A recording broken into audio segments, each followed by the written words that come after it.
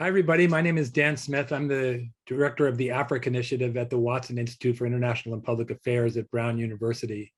I'm also a professor of anthropology, and it's my pleasure today to host this iteration of a Watson Institute faculty research series question and answer discussion.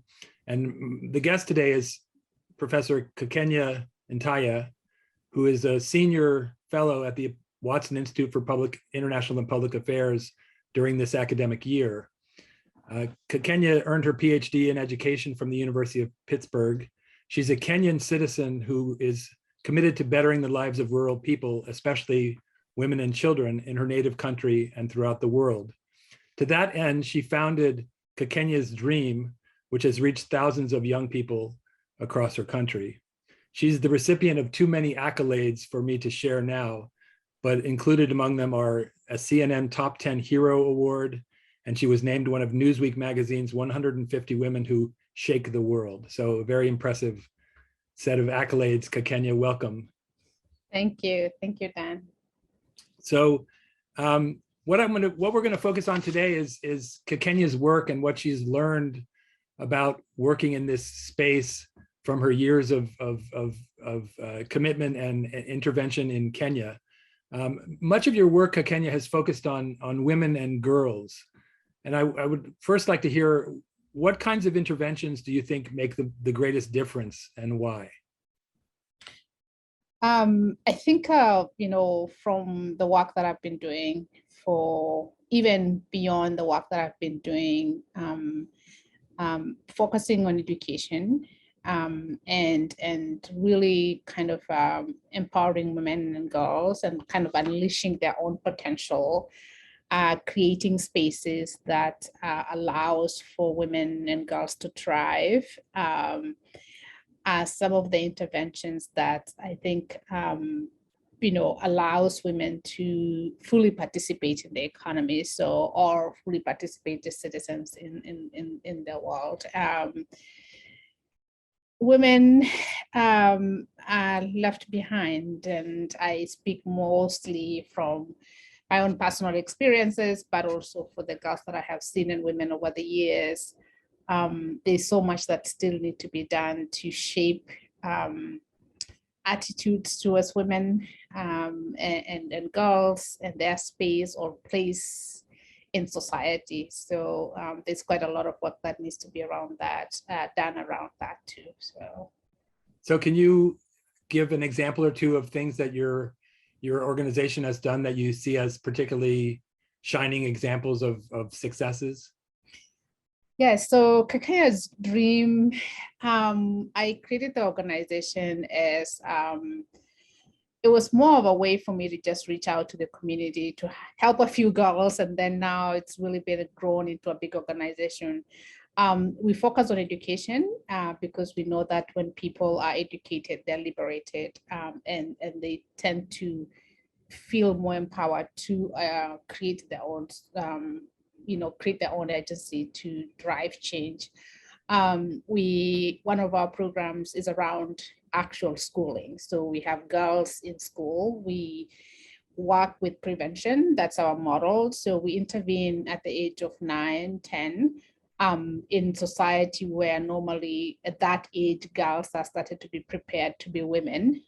So they are told that as soon as you approach puberty, you need to start behaving a certain way so that you can be marriageable and be able to be married, as soon as you go through rite of passages. So what we do is that's in 4th grade. So we have a boarding school. We take the girls in and start socializing them to be children, not to socialize them to be adults. The communities where we work, there's a lot of, they practice female genital cutting, but they also practice early marriages. So, which is normally after a girl has gone through female genital cutting, the next thing that happens is that she gets married and she starts her own life. And this happens between 10, 12, 13, 14-year-olds. It's that really wreckage of like coming of age and, when you're starting to enter puberty.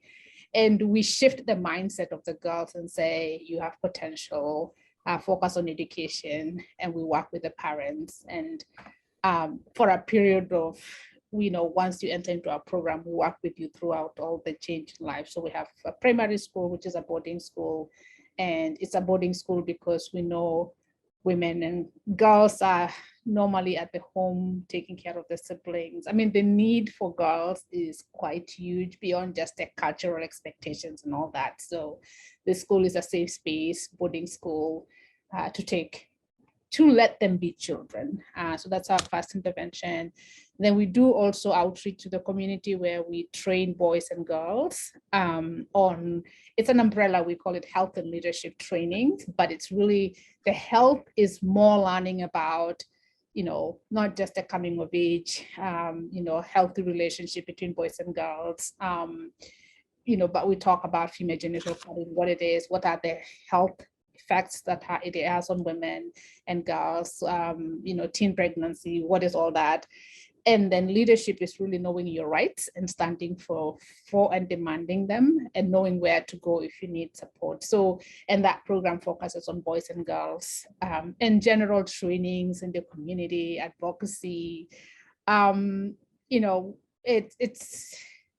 It's all about change, and change, we don't focus on one specific aspect, but it's really comprehensive, because we realize that in order to truly empower a girl or a woman, you need to have the whole community behind her. And so that's pretty much what we do. Okay. So along the way, do you ever find that you meet resistance either from women, older women in the community, mothers whose daughters you were going to boarding school, or from men? I mean, is there resistance at all at times? There is always resistance where there is change. We faced a lot of resistance in the beginning, especially when people don't know what really we are doing. When you start an organization or you're starting a school, you're empowering girls, people don't have the full actualization of what it means to be an empowered girl. So there was a lot of resistance around, once the girls come into our program, one of the things that the parents have to agree is that they will never marry them off early or subject them to cultural practices like FGM. And so, there was a lot of skepticism, and I don't know what, they don't know what we're doing with the girls. But eventually we were there to stay, and we are there to really show what it means to truly empower girls and give them opportunity. Most of the parents have grown with their daughters throughout the whole experience. And now, most people are supportive of our work. We do, there are the political run behind in terms of we are changing the social norm. We are changing the way things are done. And in the communities where we work, mostly leadership roles placed within women. But here was a woman creating an organization. So that was a pretty tough one. And even just for men to accept that I could address them or speak or, create this movement. So there was a lot of resistance initially, but now that we have been successful, been there for over 10 years, and people have pointed to our success, they're behind our work now. Can you say a little bit more about men's resistance and how you've countered that, and the way in which being a man and manliness as a gendered construction plays into how this all plays out? I mean, how do you deal with the men? I mean, what are the primary issues from their point of view, and how do you cope? How do you change their attitudes? I think from my very early age, when I was trying to convince my own father to allow me to go to school, I learned along the way that in order for me to really achieve anything, I needed the men around me. And so I have been fortunate where I grew up in the truly traditional, home where the order of men was in place. So I went through all that and kind of learned how to maneuver around it. So my place in society is that I want girls to be free. And whatever it's going to take me to allow that to happen is what I'm going to do. So when it comes to meetings, I have to still follow some order where the chief has to be informed. The chief is the custodian of everything. He's the know-how of all. And I learned how to sell my ideas to them and let them speak on my behalf. And just bring people on board. I think mostly that the space of patriarchal and the authority, the space of authority has mostly in generation has been put in the place of men. And that's what we've seen. A boy grows up knowing that after this age, this is how I'm gonna behave. You know, women, they start ordering women around, like those things that they have seen it in generations. So I learned to, you know, say yes to some things, but also say no to some things in a very clever way. So have you seen kind of generational changes among men? So, I mean, for example, your father's generation, your generation, now the younger generation, are younger men thinking about relations with women and women's place in society and what women can do differently than the earlier generations, or is it still a challenge even for the boys? I mean, it's going to take time. There are glimpses of hope in terms of like, my generation of men, they are not the same generations of my dad. They are changes, and those changes do take time. It's in small portions. I think for me to see my generations, especially the parents that are bringing kids to my school, to see them hug their daughter, which has never happened in my dad's generation. Allowing them to go to school, kind of having a conversation with them, kind of like really learning how to live this new life, which is a tough place because of what I'm experiencing also now with the girls that are graduating from college, especially who have been through our program, and their space and their space as a home as a woman, a married woman or a mother of children, where that conversation, how does it happen? And it takes time. My biggest is always that let's focus on eradicating the extreme female genital mutilation, early marriages, as we find ways of also actualizing the other rights for women. That freedom of like a woman is not just the home place, but you're a fully autonomous person who can thrive and be without being ordered around. So we'll achieve that. And that would happen in the future. Yeah, there's still small, we have a long way to go. So a bit earlier, you mentioned the political obstacles or the role of politics and the relationship between politics and social change and resistance to social change.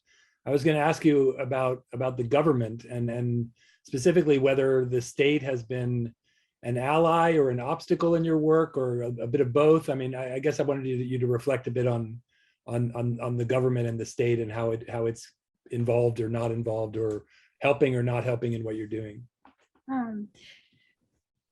Without getting you into too much trouble at home. It's okay. It's okay. I think, Kenya has made a lot of progress in terms of creating opportunities, or so to say, is the laws, or putting in place instruments or laws that actually protect women. The challenge has been really on the implementation. So, it helps me to know that, or to work within a country that outlaws female genital cutting. So that is I'm no longer fighting the government. I'm more fighting the local understanding, or local systems. And so, yes, there's that political will, but when it comes to actual actors on the ground who are, so to say, representative of governments, they are still very traditional. So you'll find that our member of parliament, our governor, or every political party, every political appointee or political state is held by men. And those men are from those communities, and they themselves, they struggle with saying no to certain cultural practices because they believe in it. And so, and I think the biggest for me was the biggest challenge for me, not just being a female, but I started the work when I was young. So it was like this young woman, what does she think she is? Who does she think she is? We've been here for a long time. And then the challenge I had is I got educated in the Western world. My higher education came from America. So they would say, look, take your education abroad and leave us alone. And so there was those, it took a while for me to realize that as much as I would rely on the political will, but I think I changed my strategy to really focus on traditional actors, or in terms of like people on the ground, the men on the ground, the fathers, the mothers, the people who actually get to experience the immediate impact of educating girls. They will see it immediately. Because also the thing is like there's a social status. So when you are a politician, when you're rich, you belong into a different status. And so if I am trying to interrupt that system, you tend to be pushed aside. But as I said, there's a long way to go. I'm more hopeful to see it's about creating a mass. And so when I was creating Kakayas Dream in the communities where I work, it was me alone there. But now we have more educated women, more educated girls who are coming out of our program, but we've been mentoring. And so there's now this critical mass that actually the impact can be felt. So, which is going to be very different than when I was starting all the work. So in terms of women's role and representation in politics and in the state and so on, you mentioned that most of the important offices are held by men. I mean, has there, I guess, a multi-part question. I mean, has there been a greater involvement, more women in political office than in the past? How important is to the kinds of changes that you envision necessary for women and for rural development and for general progress in Kenya? How important is it that women actually become involved in and take up leadership positions in government? And I guess the third part of the question is how do you make that happen? I mean, for example, women have the right to vote in Kenya, but do women vote for men politicians? I mean, do they not vote for their fellow women? What's the road so the question is like, how important is it that women get into these political offices, and how do you make that happen? I mean, we've seen progress, certainly over the last 10 years. More women are in political offices than when I was growing up. And we've seen that in Kenya, but we've also seen around other different countries throughout Africa. I think the biggest challenge has always been that we call politics is a dirty game, but also it's very challenging for women to get into this position because financially it's very expensive. And you can't just it's expensive, and mostly women don't have access to that capital to run big campaigns. And, it's just a tough place for women to be. So there's a lot that needs to be done around. So there's economic empowerment of women to have access to money or financing so that they are able actually to have that capital to be able to stand on their own and be able to run for office and things like that, which is we're still far from actualizing that reality. So you will find women, yes, we will tend to run for, Kenya now has like a women's, seats. So that we are kind of left to fight for. We've seen the first time we went through a constitutional change, and we created these counties which are run by governors. And at the first the first time we ran for office, and literally the 47 counties were all run by men. But last year, like the last election, there were about 3 women. So it's changed. It's so slow, and it takes time. So the biggest is access to money or financing for that kind of running for office. There's also like a place where I think beyond just saying there are women seats or women places or the 3, the 2/3 majority thing. I think we just need to look beyond of just, there's a shift in attitudes, people to accept that women can actually lead. Because I think that's still a very big issue when you find women have to fight twice hard to find those positions. We are still defined by the role of being a mother, stay at home, and so women also have, the systems are not fair because there are things that political things happening in the odd hours of when women are probably supposed to be taking care of a child, and why is a woman supposed to be taking care of a child and not a man too? So there's a lot of issues that are going around there. Yes, women are voting for women, but I think when it comes to really, that comes back to financing, but also because you can not just vote for somebody you don't know. So messaging has to be out, and who is louder than the other one, and all that.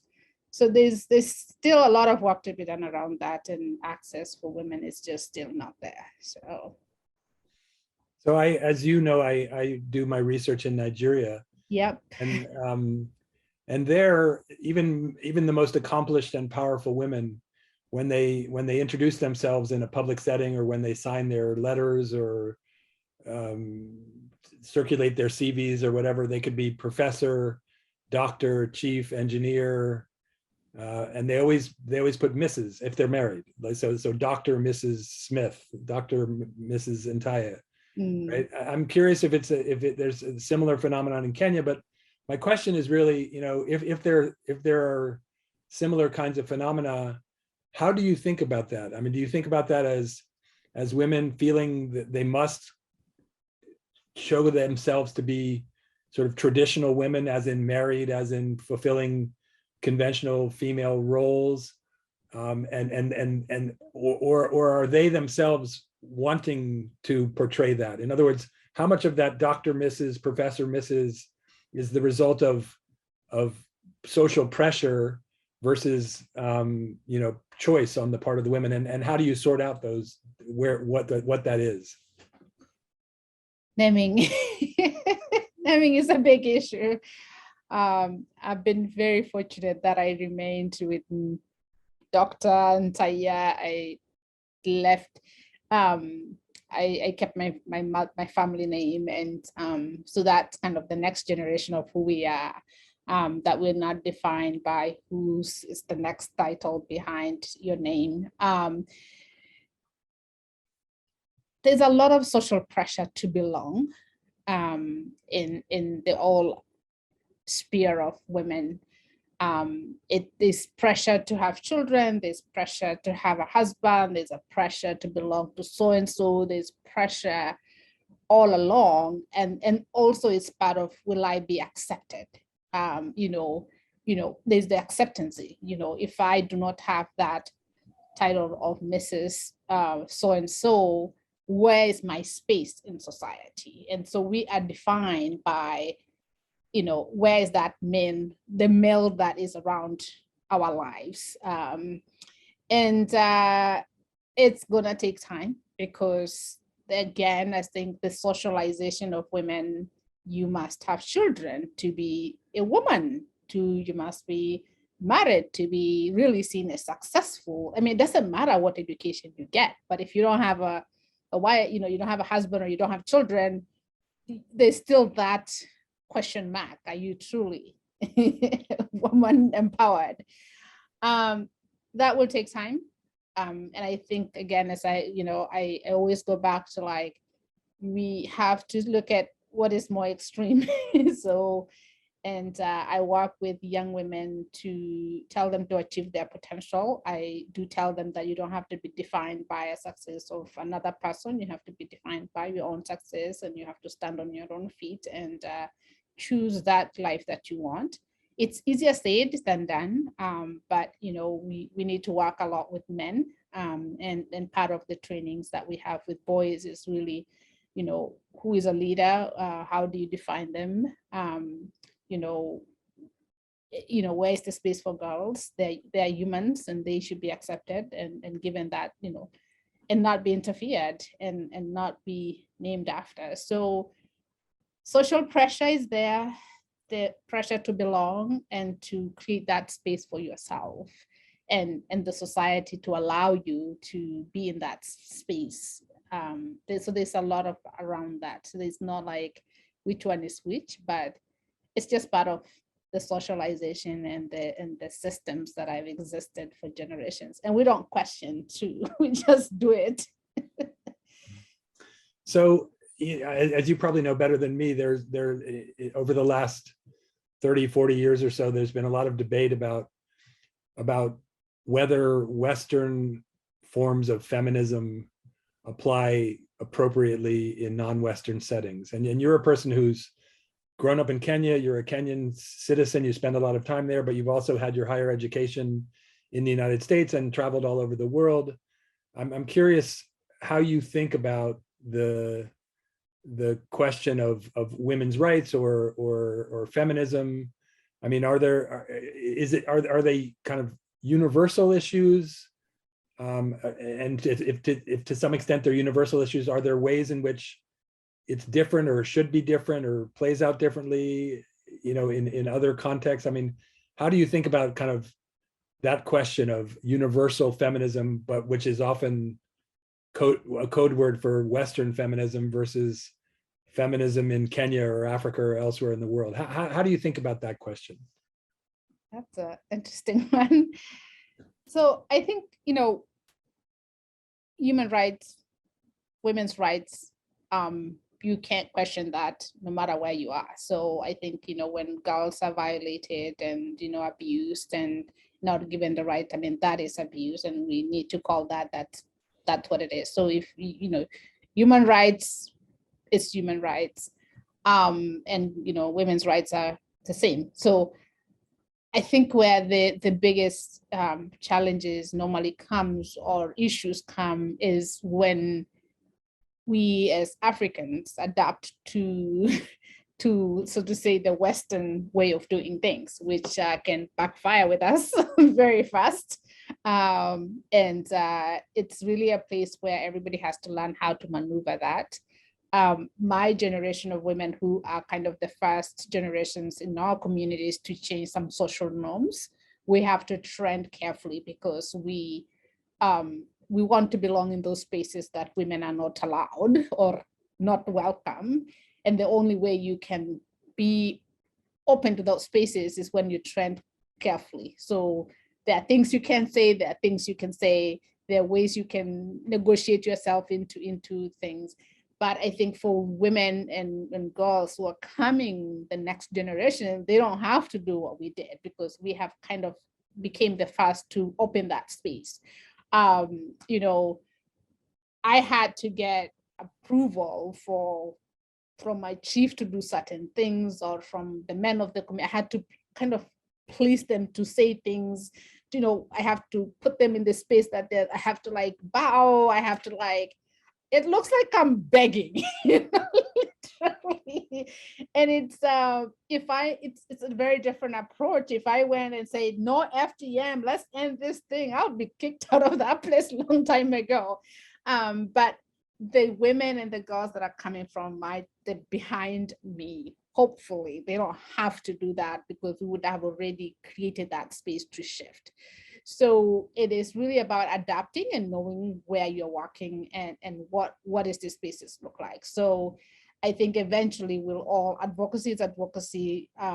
That's a different strategy and approach. And it is really, how do you balance this to achieve your space? And we don't want to, when I started working, I left my country, came to the US, the first times I was going home, I was not wearing, jeans. I wouldn't wear pants because women are not allowed to wear pants.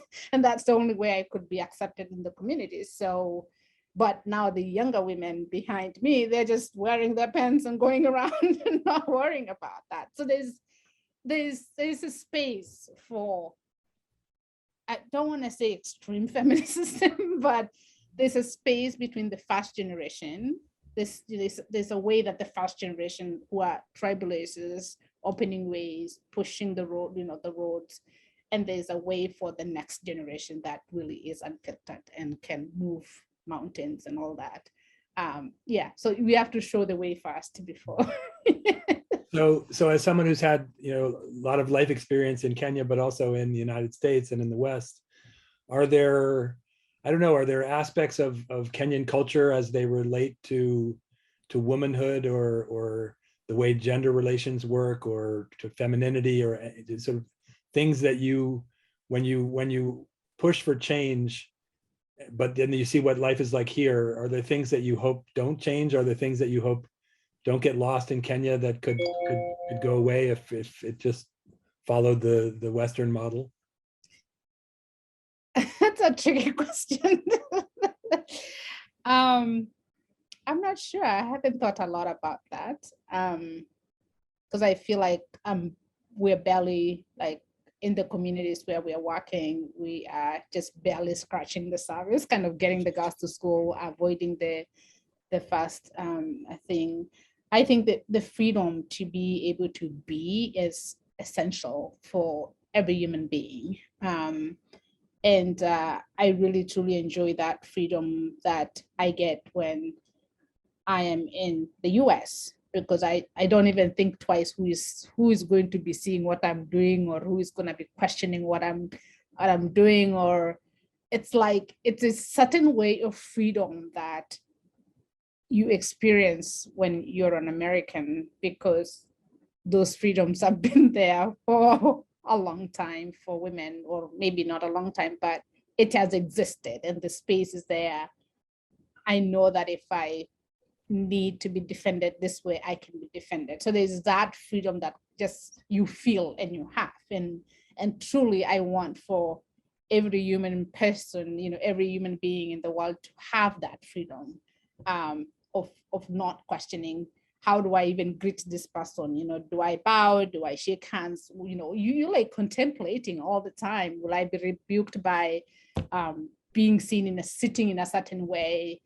So there's that freedom that I think I truly experience here, that I really hope that translate to different parts of the world, and not just my communities that we work in, but all humans should have freedom to be. And so that's something that I truly hope that it can exist. Yeah, so I'm not sure about the one that I don't want to leave, but Okay, well, very, very well said. So I want to end by